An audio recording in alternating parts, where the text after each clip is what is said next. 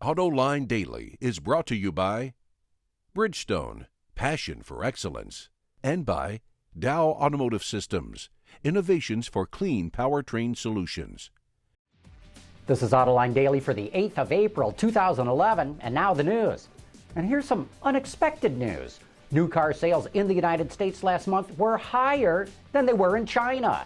Sales were 1.23 million in China. They were 1.24 million in the U.S., putting it more than 2,000 vehicles in the lead.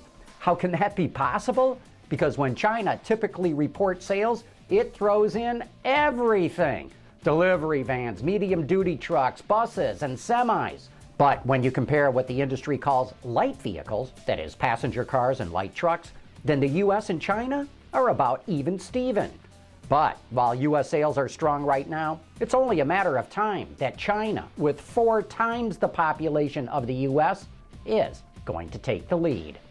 The free trade agreement between the United States and South Korea is going to benefit both countries. But when it comes to automobiles, it's going to benefit Korea the most.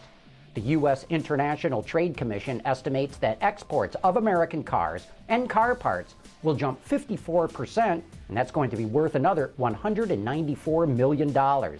But Korean exports to the U.S. will increase by more than 4 times that amount, to more than $900 million.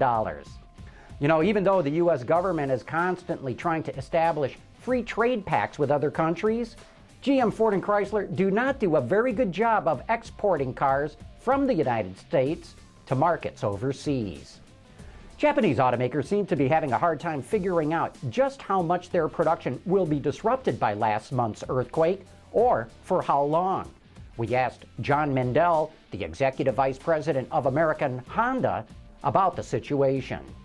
I think, we've got capacity in North America, additional capacity in North America. We're also very flexible between plants, so where we've got capacity for something else, we can remix in other plants. I'd like to think that we can make up a good chunk of anything that we miss in the next couple of months in the second half of the year, but we'll have to wait and see. We have to really understand what components, if any, are going to be affected, what we can't source somewhere else, and like I say, it's really too early to speculate on that because information is very difficult to get out of that area.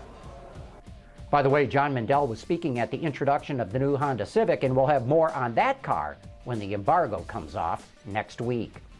More New York Auto Show reveals are making headlines. Wards reports Jaguar is set to premiere its most efficient engine ever, a 2.2-liter 4-cylinder diesel. It's expected to deliver 187 horsepower and a mountain of torque, 332 pound-feet. It'll be teamed up with an 8-speed ZF automatic transmission. Fuel economy should be around 52 miles per gallon.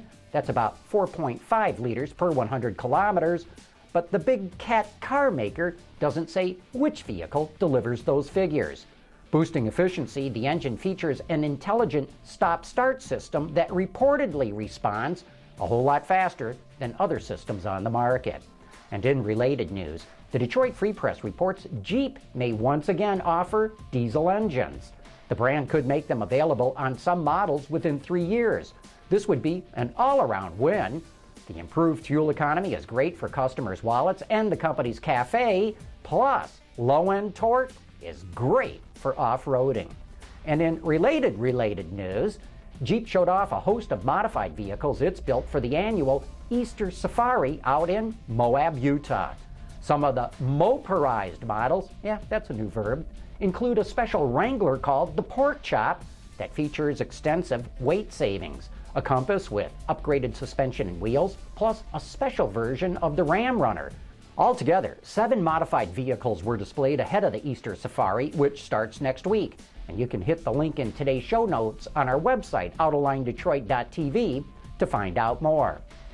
You know, they tell you that using your cell phone while driving is a big problem, but maybe some of the safety tests they conduct make it look more dangerous than it really is. That's coming up next. Reducing exhaust emissions, aerified diesel particulate filters, high filtration, low back pressure, small package size, excellent durability.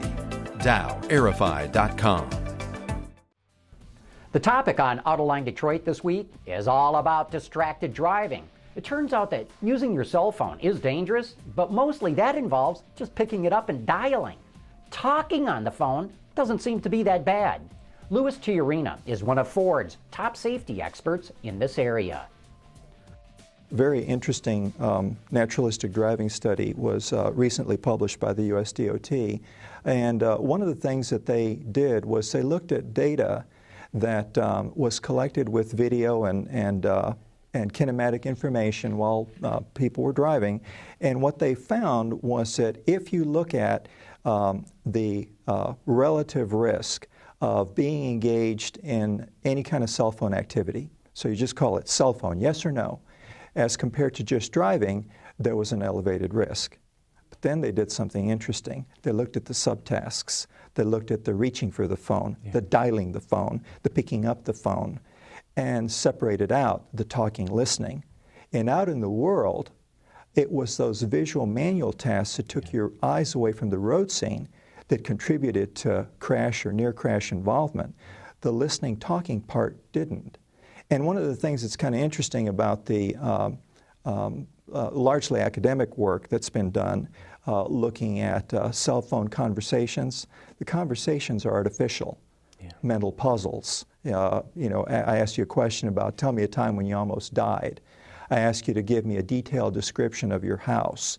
I give you a task where I ask you to imagine a circle with a rectangle to the right of it and a cross below it, and ask you, is the circle to the left or to the right of the rectangle?